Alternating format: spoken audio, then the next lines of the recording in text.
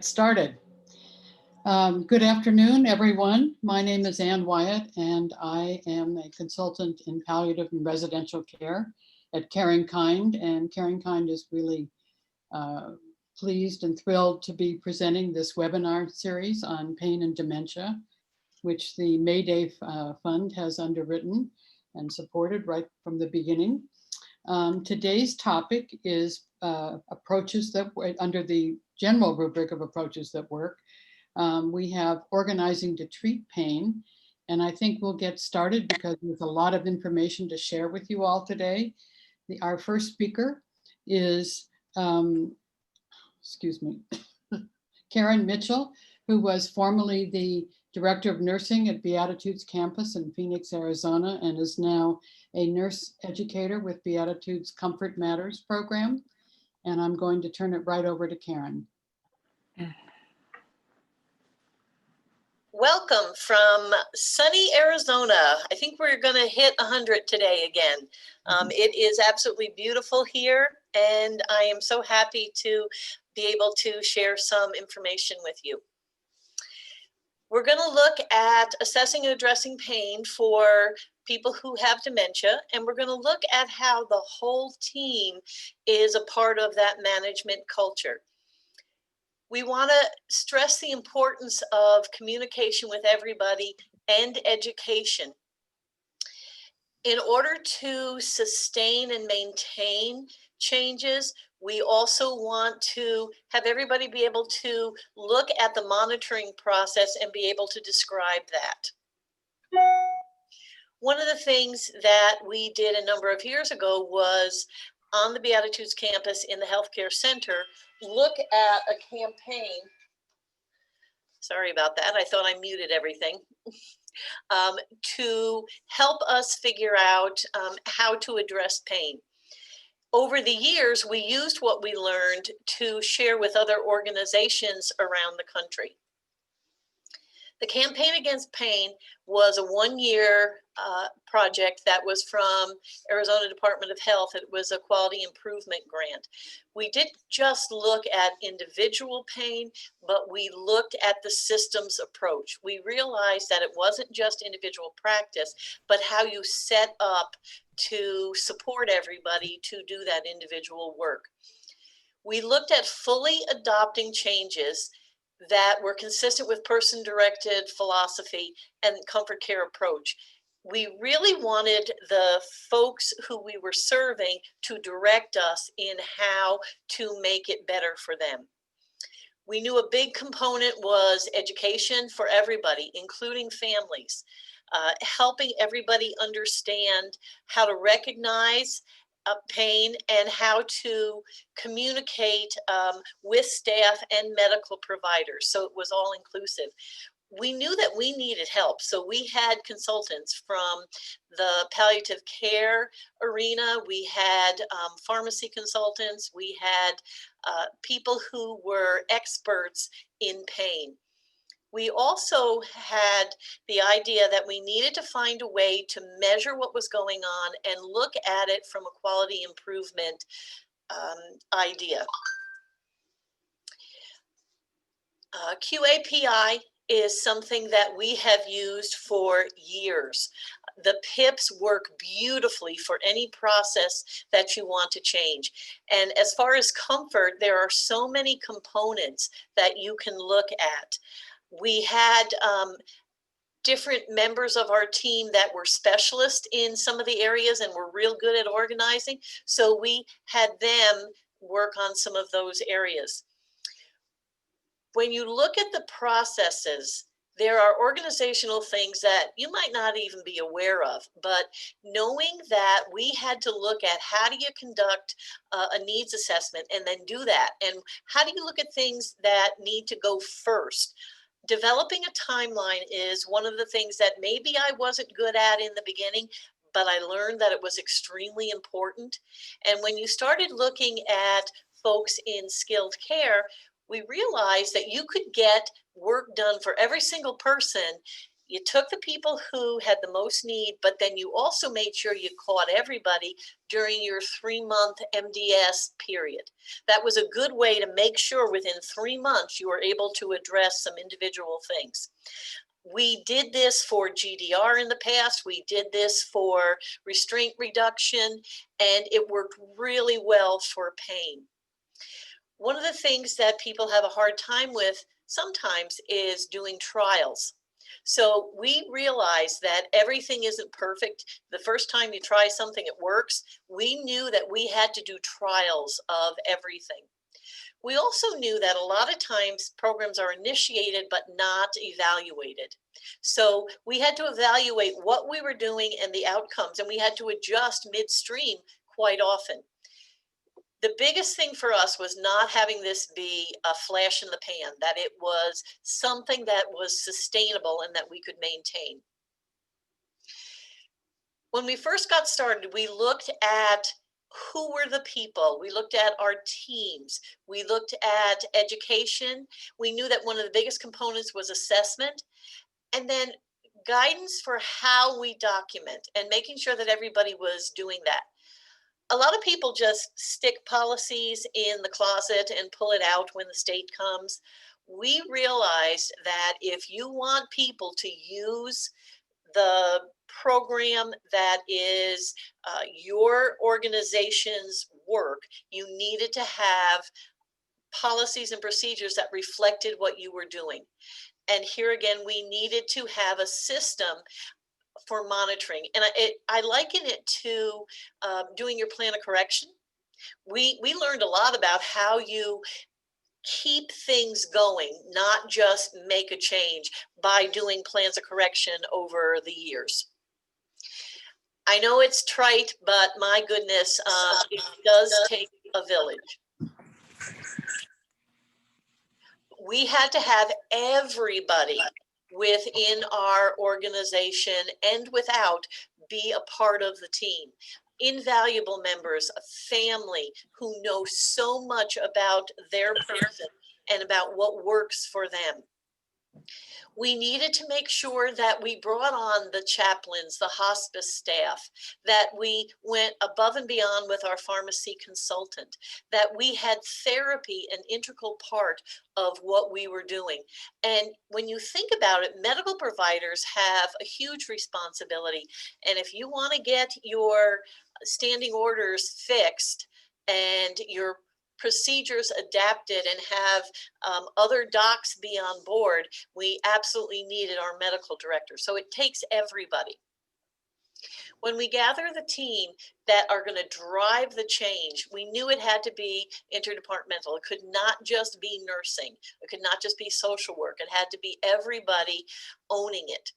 We looked at not just the formal chain of command and the leaders, but we also looked at our informal leaders, the people who could get things done that you maybe not even realized. The weekend shift, the person who could change everything because they didn't follow whatever you were working on. So we looked at who would be the most helpful. And you can't do this from the top down. You have to have people who are doing the day-to-day work. When you look at your whole staff, there's sort of a bell curve with champions and naysayers. On one side, you've got the people who are gung-ho and are going to support and do, and then you got the others who are going to give you some of the best information. It won't work because of whatever the circumstances are, or we don't have the supplies we need, or this is one too many things that you're asking us to do.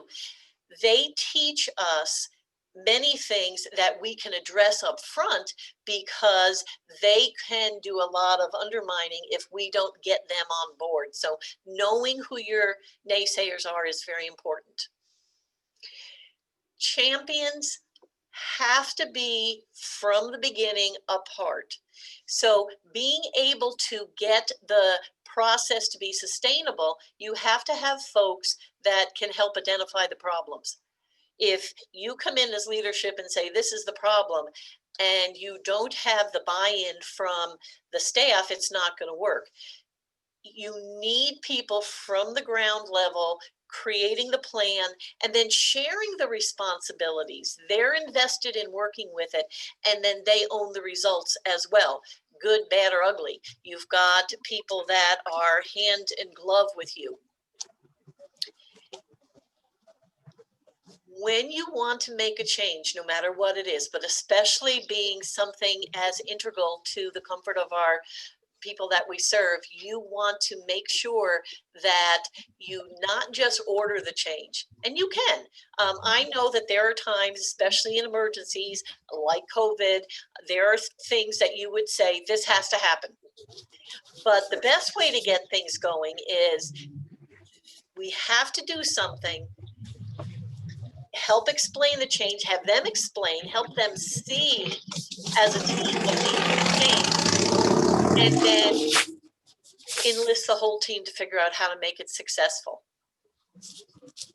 This is old nursing process, change process for everything you do. Assess what needs to be changed, plan the changes, actually do the changes, evaluate them, and then set that timeline. I know we all hate meetings. I love them. I do. I really like the idea that if you have a goal, this week we have to have this much done, and we report it to the next group, and we follow through on it. It is functional. Having some real specific agenda of what needs to be done during your meetings. So the work groups develop and test tools, they write the policy, work with families and staff to figure out what needs to be done, and do the education, and then monitor. So notice that some of these things are a mantra. It's the same things that we're doing, but it works really well if you have regularly scheduled meetings. Keeping everybody in the loop. It is a sure way to kill a program or a process or a policy change if people are not kept in the loop. And that means everybody who is a stakeholder, everybody who is involved with it. If you're asking your housekeepers to be on the lookout for pain, if you're asking your dining staff to pay attention to it, their supervisors need to know this. They need to know and be involved with the process. We have used shared notebooks forever, with meeting updates, with changes, with information on where to look for different things. But we've also found that there are so many ways with our electronic medical records and with the messaging systems that we can do that electronically. We know that if somebody isn't at a meeting, there has to be a mechanism for them to find out what was done and what happened and what their responsibilities are. We also figured out that an easy way is to add the project work to the daily assignments. For example, if you wanted people to do observations or test out a new intervention, then you want that on their assignment sheet. You also want to put down who they're to report to about different pieces. Really important that we make sure that everybody is in the know. When you look at education, one of the things I found is quite often you get a yearly education, or you get something that is all-inclusive. It has a whole bunch of stuff in it. We found that you had to have a way of maintaining the education and doing it in increments where you could actually work through some of the process. Recognizing and assessing pain, coming back and doing that again and seeing what people learned from it. How to document pain, going back and doing it after maybe small groups individually so that you could go through the person's documentation. Helping the team work through when to use medications, what kind of medications, how to get the orders written, what non-pharm strategies are working. Have it as part of formal education, but also do it the one-on-one education and as you're spot checking on the neighborhood. We found that problem-solving individual comfort using roadmap, which is something we'll talk about a little bit later, was one of the key things, because we don't always think about root cause and how to get to the actual discomfort the person was indicating to us. Also, we assumed everybody understood person-directed care, but they didn't. And we had to really emphasize that we're following what the person shows us. And then how to monitor. Um, so many times, especially early on in my nursing life, I thought you say something, it gets done, and then it's done that way forever. And I found that you go back and things have changed. People have their shortcuts and they don't continue working the process. Knowing that there is a connection between how people communicate pain when they have trouble thinking, when they have dementia, is really important. And understanding that even though some people might not be diagnosed, that about 50% of people in nursing homes do have some level of cognitive impairment. And it has been proven over and over, all kinds of research and anecdotally, that pain is undertreated and poorly managed for people who have dementia, who have trouble thinking, because frankly, they can't always communicate and we don't always pick up on what their signals are that they're in discomfort. If you were sick right now and you had a headache, you would not care what we're talking about. You wouldn't be able to think through the information that's being shared with you. So somebody who has difficulty already processing their environment, pain is really going to affect how they're able to think. There's absolutely no evidence that dementia results in loss of the ability to feel pain. It's from a different part of the brain. It's our senses that help us identify pain. We want to work on not just teaching facts. We want to help people see the way to do it better, but you have to start by valuing what people have already done. So you have to evaluate what the current practices are and the current policies. We know that in order to get people to go from the comfort perspective, you have to teach that it's what the person experiences and that their pain is communicated through their actions. We need to recognize pain as the first step before we can address it. We also need to look at everybody being a part of that. It can't just be one person. It has to be that everybody has a voice and is able to speak for what they see, and that comfort is the goal. When you look at the steps of pain management, we're looking at needs assessment. What are your current systems? Reviewing your policies and procedures.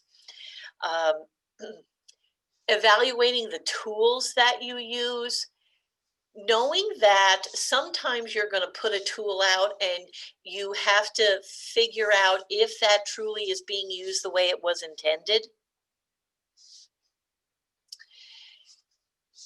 We have found that there are many times that we think staff understand because that's where we come from with a policy, but come to find out that they didn't even know the policy existed and that they don't really understand how to do what you're thinking they're doing. I've been shocked many times when I thought we were doing something and found out it was not true. There is a way to look at doing a pilot for just one neighborhood or doing it for the whole organization. And you have to decide risk benefit, what works. We've seen it both ways, and you know your organization. So deciding whether you want to just try everything out on one floor is a choice you have. These are resources, worksheets, and tools that we developed early on and we use to this day. Everybody knows the pain scales of 1 to 10. The faces, but we want people not just to look at the verbal pain scales, but also look at behavioral pain assessment as well as physical assessment. We want to look at individual problem solving using a roadmap for folks who are exhibiting discomfort. We want to have something that is a bio or an ADL sheet that has information about what the person's routines are and their preferences. So we use a form, what caregivers need to know about me. And it's not just having the form, it's using it, having it available for everybody. We really relied heavily on trying to pull all our information together in a pain management policy. And actually we did a pain handbook for families and residents for everybody to be able to use and hand out. We also didn't just use pharmacy consultant reports, but we made a plan to call the pharmacy consultants or email or text, whatever, what we wanted them to look at for us and engage them in dialogue about pain management and what they were seeing from a systems approach, but also individually. And a lot of times we have found when people went to electronic medical record, they maybe did not have a comprehensive pain medication / non-pharm interventions flow sheet. So some places use an electronic pain flow sheet, and some add a worksheet that they do on paper so that everybody can look and see if the approaches are working. In order to gather pain assessment information, we want to look at the self-report tools, the behavioral tools, medical history, and the pathology. So many times we have someone who comes in with a fractured hip, but we forget the gout, the arthritis, the GERD, all the other things that they have and might not be treated. With your analgesic history and your health routines, one of the things we found was that you get some oxy for that hip pain and you gradually get rid of it and the person gets worse because you're not going back and addressing the chronic pain that they have had and what they've been taking at home. Also, knowing simple things like the person has an extra blanket at night, that they put their hands in warm water in the morning because the arthritis hurts so bad. Knowing some of those things that they do to relieve their pain, that special cushion that they have at home. We want to know those kind of things. We also want to make sure that we're doing a physical assessment. I can't tell you the times that we have had a person who we went by the self-report and the behavioral assessment, but we didn't look at their physical body and figure out exactly what was hurting and what made it hurt. Standing up, moving around. Was there something in the environment that was really bothering them? Sit down in people's chairs and figure out what it feels like. Those kind of things. Being able to see what makes things better or worse, and getting information from the people who give direct care and the families. So many times when crisis is going on and a person is going to the hospital, we don't get all the details. The family is overwhelmed with what is happening. So we want to make sure that we elicit from them any help we can get. We're partners in this. When you look at the planned obsolescence, it seems like, of the body, there are so many reasons that a person can have pain. You've got somebody squirming in the chair and you're thinking that, oh, they need a pain medicine. Well, actually, they need to go to the bathroom. They have hemorrhoids. They're constipated. There are so many other things that we can look at to figure out what kind of pain they have. We were really concerned about not capturing individual information, and we wanted to help our staff have a dialogue. So looking at pain assessment in the way of asking, what does Mary routinely do? Has she changed in her mobility recently? What does Mary do to communicate pain? And what have we found makes things better for Mary? So knowing that we're really looking specifically for those kind of more in-depth questions. When you do a pain assessment, we know, at least in skilled, you do admission quarterly, annually. It's different in assisted livings, but what you want to make sure you do is every time there's a new intervention, you look with your pain scales to see if it made a difference or not. any new sign of pain, any increased pain. We have had people who had a spontaneous fracture. They've had pain for years, but now they have a compression fracture. You want to be able to know this information to be able to give them the help they need. Understanding that people who are rejecting care are telling us something.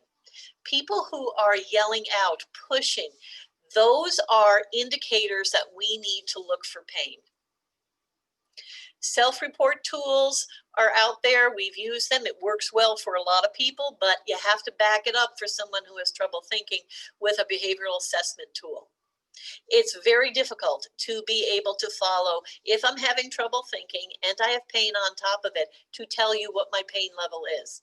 To be able to use those higher executive functions, it might not be possible for a person. Looking at the FACES scale, my goodness, if I have dementia, I have trouble thinking. To be able to point to the picture and say that's how I feel, make all those connections, it's not going to happen. Frankly, looking at number 10, it looks like that person's hysterical, which could be good or bad. You know, it doesn't work for someone who has trouble thinking. What we like using, and we've used it over and over again throughout the years with many organizations, is the behavioral pain assessment. If a family is having a hard time figuring out how to look at a person, what does it mean when they're crying out, when you can't console them? Being able to use this and talk the same language, the housekeepers, the dining staff, the activities professional, the chaplain, everybody being able to say, this is what I'm seeing. They're groaning. They have some grimacing. They're clutching their arm to their chest. These are signs that a person is uncomfortable. And knowing that, you can have the nurse do an assessment then and get some relief for the person. There are other tools out there. CNPI is great. The PASLAC is wonderful. The idea that there are so many different items you can look at, their personality, their changes in eating habits, their sleeping, are all indicators that there is discomfort. The thing that all these tools have in common is that they're validated. They have been tested and used over and over, so they are reliable. If people understand that all of our behavior is communication, then they can start looking at the person's actions and we can figure out what they might be trying to tell us. To use a roadmap, you have multiple people get together. And you can do it on the night shift. You can do it on just a meeting where everybody gets together. But the more people who are involved, the better you're going to get. So understanding the actions that the person is doing. Don't just say agitated. Say that they are scowling and yelling and pushing away when you do such and such at breakfast time or when they go to bed at night. Have as much definition about what they're doing and then try to figure out what they're trying to tell you. It might be that they're uncomfortable. It might be that they are self-protective, that you startled them, that they're rejecting care because it hurts to move. Something's not working for them. Maybe you're moving too fast or they're not awake enough. When you can try to pinpoint some of those kind of things, you can then come up with things to try, remedies to use. Before you do a roadmap, you need to gather information. How well does the person think? There are tests that can be done, MMSE, MOCA, BIMS, CAM even. How do they process their information? Because that's going to help you know how they can communicate to you. What stage or in the progression of dementia are they? What is the person's personal indicator? Some people, they rub their shoulder. Some people will hold on to their arm. What are the diagnoses? Sometimes we don't go back and realize that they're not eating because they have stomach upset, which they've had for years. And maybe we didn't get the medication for their GERD when they came to us. So now we're able to look back and see what we can do. If the person has pain, what is their pain ad score? Have that information ready for you. So we have Omar here, and I want you to note that he is rejecting care when they're trying to get him dressed in the morning. Notice that he's fallen. He has limited motion in his shoulder, that he was assaulted 20 years ago and his wallet was stolen. Note that he worked in a warehouse for 50 years. Is he going to want to get up in the morning? You know, so you figure out, well, he might be telling you he's hurting. He might be telling you he's afraid. And he's definitely probably telling you that, hey, I work nights. This doesn't work for me to get up at 7 in the morning. So you look at some of the things that you could do. Do that pain assessment, get his pain medicine before he gets up in the morning. Talk with the family about how he normally functions in the morning. Look at things like, how do you help him feel in control? And how do you identify what his personal routine is? This is just a sample of a way to know a person with a little bit better understanding, not just things that you can use to distract them, but things that you can do to help them feel comfortable and know what works for them. When you look at the policies and procedures, one of the things that I found was that it was most helpful comparing our policies, to the regs, to the standards, to the QIO guides, things like Advancing Excellence, the associations that we belong to, Leading Age, ACA, they all have really good resources. I also know that if you do today a lit search, literature, say that 10 times, for best practices or what is currently out there for standards, that is really helpful. I have found over the years that if you want people to realize it's not just your pet project, that if you teach directly from the policies and procedures and the forms that you developed from that, it is so much more advantageous for the staff to be able to buy into it.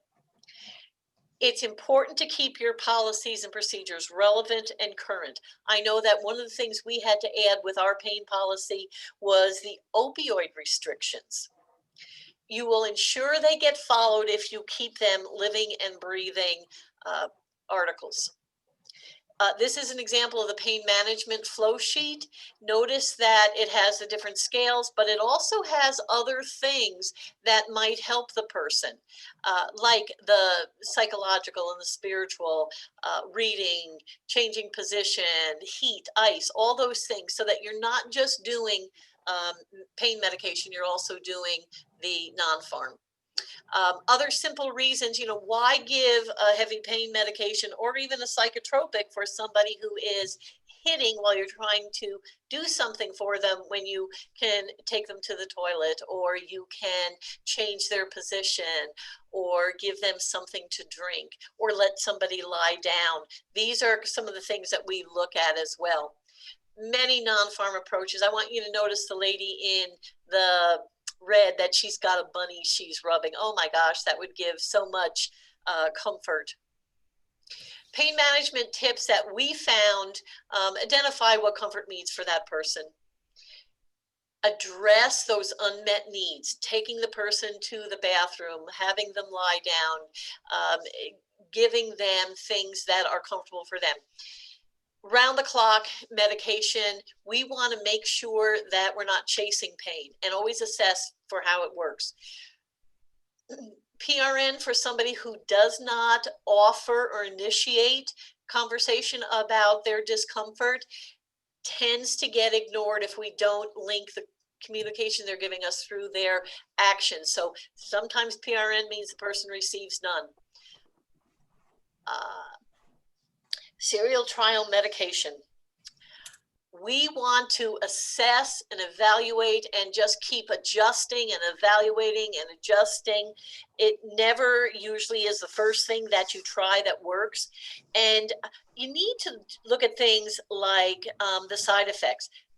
By the way, these kind of things, reviewing your orders, doing these tests, they're part of what CMS and the state surveyors looked at in the critical illness pathways. So know that this is current standard. Just a soapbox note for you, psych meds do not treat pain. Absolutely, positively, psych meds treat psychosis, and you don't want to give something that is going to interfere with a person's ability to process and think. When you're looking at tending the process, you want to use things like education for everybody, but make sure that you're monitoring who's getting the education. Following those policies and procedures, tracking data, and reviewing the documentation. I know that for us, it was nurturing, that you use your EMS to trigger alerts. We used to use TO copies, audit med sheets and documents, documentation, and model how you're assessing and observing pain, and do skill testing on everything from pain as to physical assessment. So to embed, we want to make sure that we're adding pain practices and the process to everything, not just policy and procedures, but orientation material for staff, your competency and skill testing. It can even be in job descriptions and evaluations. These are the things we learned. Use your weekly meetings to focus on problems. Assume that pain's present for every perceived dementia-related behavior and every rejection of care. Use your non-farm, don't use psych drugs to treat pain. Use pain medication, serial trials, educate and demonstrate competencies. Whew. Campaign processes can be used for every quality indicator. Each person owns their own pain and communicates it in their unique way. All staff must be involved in recognizing and relieving pain. We had to challenge everybody to look at what they felt about pain and pain management. Comfort is our mission. We need to value and appreciate the team's effort and celebrate their work. Thank you. Thank you so much, Karen. I always learn more every time. Thank you.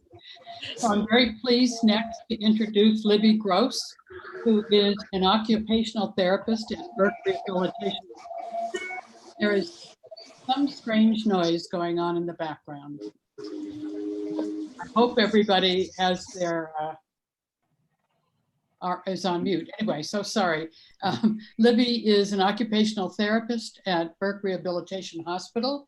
Last year, she came to us to do her palliative, to do her doctoral project on palliative care and dementia, and she has some really great information to share with us. Libby, thank you. All right, thank you, Anne. So yes, my name is Libby. I'm an occupational therapist. I currently work at an inpatient rehab hospital, but we're going to be talking a little bit more about OT and its role in comfort care in a variety of settings. So the objectives that I'm going to go through are to outline the typical role of occupational therapy, that's OT, in long-term care settings. We want to take a look at the perceived barriers to the role of OT in comfort care, identify resources for and methods to promote interdisciplinary involvement, and then outline specific things that OTs can do to promote comfort care at their settings. So like Anne said, last year I did a project with CaringKind and Comfort Matters. And what it was is that I, as an OT student, was really interested in kind of how all of the values and things I'd been learning about in school translated to a palliative care approach. And so what I was fortunate enough to be able to do is a project with CaringKind and Comfort Matters about, looking more at the role of OT in their program. And so like Karen mentioned before, they really took this team approach to care. Everyone's involved. They want to make sure that all of the employees are on the same page and working together to really facilitate a comfort focused approach. But what they found is that kind of more often than not, therapy might be more on the outskirts of that sort of approach to care, which is really interesting because therapy, OTs and PTs are almost always present in long-term care settings. So you have this group of people who are around constantly and providing care to individuals with dementia, people who have trouble thinking, but they're not always on the same page in terms of their approach. So what I was able to do is, run focus groups, do interviews, do some data analysis and literature review within different settings in the New York City area to see more about, why OTs weren't involved in this approach to care and what we could do to highlight and facilitate their role. Okay. Okay. So And I'll check. before I I'll get check and into the specifics of OT's role in comfort care, I think it's important to talk about Mhm. occupational therapy in general. Sometimes people think they know what OT is. Sometimes it's Okay, a I'll little talk bit to you. broader than what you might have thought. Okay, thanks, So Evelyn. Bye-bye. what do occupational therapists do? We facilitate participation in everyday activities, and that's what we refer to as occupations. So that's where our name comes from. We want to make sure that we're considering a person holistically. So we're not only looking at their physical abilities, we're looking at things like cognition, their spiritual needs, their emotional status, how they are socially. And we're using all of that to drive our intervention and to really focus our treatment. We want to make sure that we're using a person-centered approach. It's one of our values. So what that means to us is considering the person, their own values, what they need to be able to do on a regular basis, what they may want to do on a regular basis, the environment that they're in, whether that's their physical environment, their social environment, the routines that they have and the roles that are important to them. Maybe it's really important for someone to be able to take care of their children, and it's more important for someone else to be able to get dressed on their own in the morning. So we want to be thinking about what's important to them, what do they need to do. And then the last bullet there are the different ways that we can facilitate progress in our treatment. So we're able to do things like adapt. If someone's having trouble participating in a meaningful occupation, we can adapt the activity by making it easier for them. We can adapt the environment by giving them more physical or cognitive supports. We can work to remediate different things. So if there's an injury or illness, we can work to help them recover from that. We can help them compensate for skills or abilities they might have trouble with. We can work to prevent certain health outcomes. We can advocate for our clients, and we can create. So these are all words that are coming from our practice framework, which I'll get to in just a second. But they're all different ways that we help promote success in our clients and the people we're working with. And so at the bottom, I kind of put just my basic one sentence plug for if someone asks you what occupational therapists do, we empower people to do the things that they need to do. That's the short answer of it. So on this slide, I pulled from our practice framework, which basically outlines everything that you can need to know about OTs, what we do, what we value, all of the things that I was talking about before. But this is a chart that shows the actual occupations. It lists out the categories of occupation. And so you'll see right at the top, activities of daily living is probably the one you hear about most frequently. That includes things like going to the bathroom, getting dressed, eating, grooming, personal hygiene, and things like that. And so that's always at the top of our list. When people think OT, they think ADLs. But I want to highlight a couple of others that in here that I think are also relevant, but maybe less thought about, especially for residents of long-term care facilities. So underneath ADLs, you have what we call IADLs. And so that's kind of a step up from ADLs. That's thinking about caring for other people, caring for pets, medication management, financial management. And while a lot of these things, you might be thinking to yourself, when someone's in a long-term care facility, they don't really need to think about those things. There are other areas of IADLs that are more relevant, like their spiritual needs, how they're connecting in a spiritual or religious sense. Also community mobility, or how they get from one place to another outside of their home environment. So maybe they need to be able to get down to the recreational therapy room, or maybe they need to be able to get to another area of the building. And so we're thinking about safe ways for them to do that as well. Rest and sleep is a huge one that I know even a lot of practicing OTs don't think about. We kind of take it for granted, but it's definitely a really important place we can work to intervene. Leisure is another huge one, making sure that people are able to engage in things that they find motivating and enjoyable, as well as balancing between doing leisure activities and doing things they need to do. And then finally, we can look at social participation. So that's at a community level, at a group level, at a peer-to-peer level. It's making sure that people are able to engage in ways that are meaningful and motivating for them. So now that you have an idea of what OT is, I'm going to bring it back to the project that I did where, I was kind of working with all these facilities and trying to understand why OT wasn't involved in comfort care the way I felt that it could be.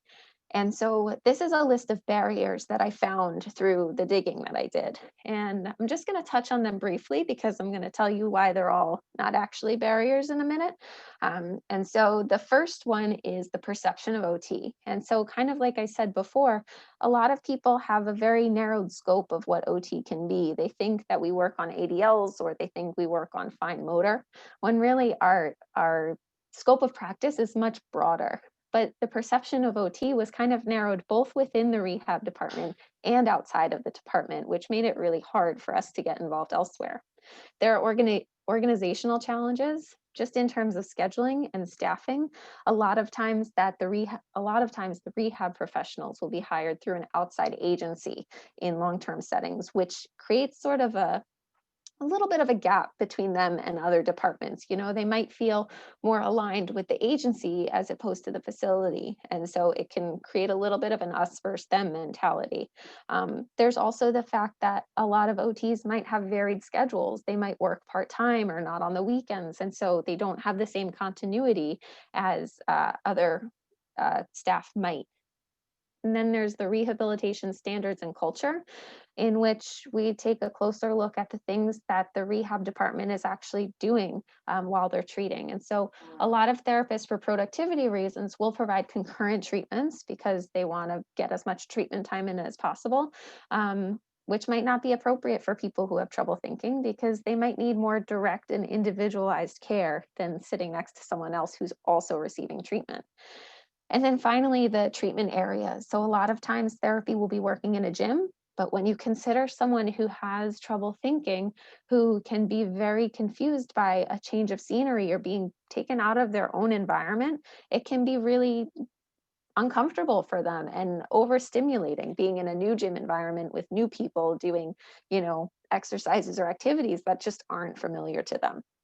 And so I wanted to just kind of mention the fact that I did do this project a year ago. And so many of these perceived barriers have likely changed as a result of the pandemic, and for better or for worse, right? So there may be some things that change that to promote a comfort-focused approach, as well as some things that make these things even harder. So once I had an idea of the barriers that the therapists were facing, I wanted to highlight a lot of the resources that they had being in the settings that they were in. The first one being educational and orientation requirements. Every therapist has some sort of onboarding process. You have to take some sort of maybe virtual education or courses about HIPAA and fire safety. And so there is opportunity for education on other areas to be embedded within their department. You also have the fact that the department is usually controlled. Like, there's an administrator who has some degree of control over the department, whether that's scheduling or staffing or listing out who's concurrent treatment and who's an individual treatment for the day. So there is a little bit of control there that, with the right education and with the right frame of mind, you can support a comfort-focused approach to care. There's interdisciplinary support. In long-term care facilities, you have access to all other disciplines who maybe have been providing comfort care or who can continue the care that you're providing to your clients. And so it's a really great place to try and, promote interdisciplinary work because you have such easy access to everyone as opposed to an outpatient facility where it's really just you're the only one providing the care. And then finally, there's the relevance of the current OT practices.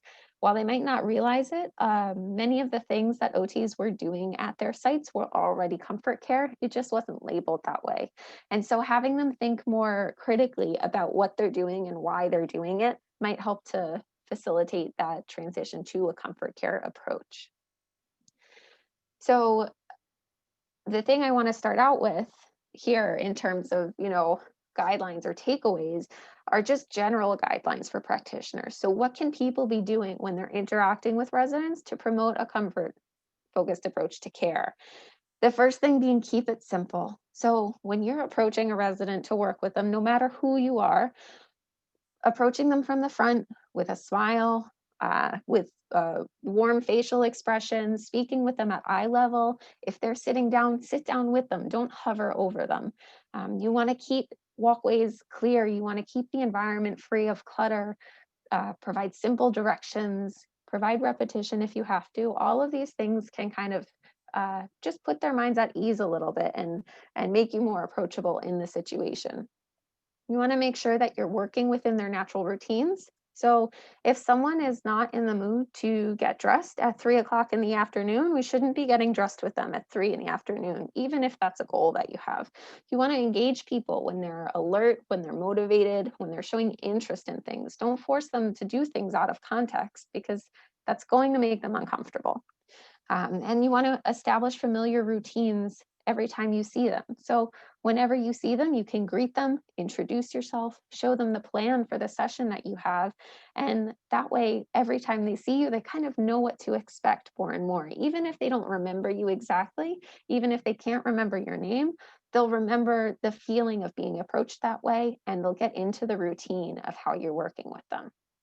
You want to personalize their experience. So Karen mentioned the All About Me plans that they have. So find out what they like to do, what's motivating, what is important to them, what are they going to want to work on. You're going to have the best success with things that they find motivating and engaging. By the same token, you want to pay attention to what kind of sensory experiences they like. What do they like to eat, smell, hear? Do they like having a lot of noise around? Do they like a really quiet environment? Those are all things that are going to help you make them more comfortable, make them more receptive to interacting and working with you. A few other things that I found to be really helpful are to redirect. So if you're trying to work with someone and they're not having it, they're trying to, fix the table setting, or they're trying to get out of their seat, try to redirect. Ask them for help doing something. Say, hey, you know what? I could really use some help opening these packs of cookies. If you know they really like cookies, there's a high probability that they're going to start working with you instead of doing what they were doing before. It's an easy way to get them engaged and also make sure that they're not getting themselves into unsafe situations without upsetting them. And you also want to make sure that you're avoiding pointing out any inaccuracies unless they create an unsafe situation. So if you're working with someone who says, oh my gosh, I have to go pick up my son from preschool, and in the back of your head that their son is 40 years old and has kids of his own, there's no need to correct them. You can say, oh, you know what? Someone else is taking care of that for today. We can focus on this. As long as it doesn't create any more distress or create an unsafe situation, I think it's okay to redirect in that way. And then finally, you want to be using a strengths-based approach. Rely on abilities that are still intact, like procedural memory, things that we know how to do without thinking about doing them. Going to the bathroom is one of those things. People will remain knowing how to sit on a toilet and go to the bathroom. And so you want to try and capitalize on those things that they kind of do automatically. And in the same area, you also want to be using an errorless learning strategy. So what that means is, if you're trying to teach something a little different, try to have them complete the task without making any mistakes. So if they're starting something, correct and adapt the situation so that they have success with those tasks. So for more specific OT involvement, the things we can do to detect discomfort, like Karen mentioned, use of the PAIN Act. We can use it in different settings where we might get different outcomes, and we might realize that, certain positions are more comfortable or uncomfortable for this person. Certain activities are comfortable or uncomfortable. We can also use our clinical observation. So as therapists, we are trained to know when people are using compensatory movements for pain. We know how to look at their seating and positioning to see what kind of discomfort they may be in from that way, and we can monitor vital signs. For the more specific interventions, I found that there were a couple of different areas for intervention, and I won't go too much into detail on all of them, but I put the areas on the left and then an example of each one on the right. So OTs want to promote activity participation. So if, for example, therapeutic recreation brought all of these wonderful art projects and supplies, but the person can't engage because they don't have a good grip strength, trial different adaptive grips so that they can engage with a paintbrush or with a marker or build up the grip so that it's less stress on their hand. We do rehab for physical injuries. Residents, people with dementia, they still get hurt and they still get injured. And so if we can facilitate their recovery physically, we want to be doing that too, but make it motivating for them. So if they just had a hip injury and they're not walking as well, maybe walk down the hall to look at the pictures that they like to look at. Don't just mindlessly walk from point A to point B without any sort of motivation. As I said before, sleep is a big one. So we can try to identify residents' sensory preferences and come up with a sleep routine. And we can work with nursing to kind of figure out, okay, you know, they like getting in their pajamas and then washing their face and then getting into bed. And that's the way that settles them down for the night instead of, you know, taking a shower and then having something to eat. And so it's going to be a little bit of trial and error, but kind of seeing what helps calm them down to get that good quality sleep. We want to make sure that we are addressing pain through modalities or positioning or otherwise. And we want to make sure that we are providing caregiver consultation. So like I said before, we have access to the direct care staff who are working with them at all times. And so that gives us the greatest chance of carryover of anything that we do during our sessions if we educate staff on what we found and how to reinforce it throughout the day. So finally, there are some great ways that OTs can be involved. There's some great general guidelines, but the administration can also support OT involvement. And so what the administration can do is that they can support OT involvement through scheduling. So consistent assignments, making sure that the same therapists are seeing the same residents. That way they each know each other, they know what works, and they have a best chance at success. We want to make sure that OTs have scheduled time for their presence in the multidisciplinary meetings and that they're always having one-on-one sessions with the residents who need it. We want to make sure that interdisciplinary and comfort care are made a priority and a real value. And so we can do that by making sure that therapists are educated on comfort practices as soon as they enter the workforce and readily throughout their time at the facility. And then finally, we want to provide options, making sure they know they have access to the PAIN-AD or other observational based pain scales, as well as providing opportunities for treatment in other contexts. So maybe it makes more sense to focus on dressing in the resident's room, or they want to have a session in the dining room or a community area. So not limiting them to what has been true before. I know we're running out of time, so I think maybe we want to open it up to questions. I added the case example that Karen had started before, so if you want to take a look at this when the slides are sent out, that would work. With some OT considerations thrown in, I think that one of the things that we certainly learned more clearly with Libby's involvement with all the homes that she worked with was that very often OT just wasn't used as the resource that it really could be. That often they were able to see things that other people wouldn't notice. So sometimes we think this is a luxury to bring the therapies in, but in fact they can be key to really effective solving problem. And so this was a problem solving. So that's a really important lesson that I think we all had underscored in our work together. Thank you, Libby. Thank you, Karen, very much. I don't see any questions, so I just want to go ahead and say that next week, the 3rd out of 4 of our webinars will be held next Tuesday at 1 o'clock. Dr. Ravindra Amin from Kohler Hospital, New York City Hospital and Home, will be talking about pharmacological considerations, and Mary Beth Gallagher, who is a nurse practitioner and director of the Dementia program at Hospice of the Valley, will be talking about non-pharmacological considerations. And then because Donald Trump is afraid to face more questions about his disastrous COVID response. Joe Biden is down today. Okay, gotcha. And in 2 weeks, we will not on election day be holding the fourth of our series. The fourth one will be on November the 10th. So that will be in 3 weeks. So we invite you all to join us next week at 1 o'clock. Looks like there is a question. Oh, good. Many thanks to both of you. We are recording this session. It will be available on our website. And also everybody who attended today will be getting copies of the presentations. And we thank you all very much for joining us. And we hope we see and hear from you next week. Thank you.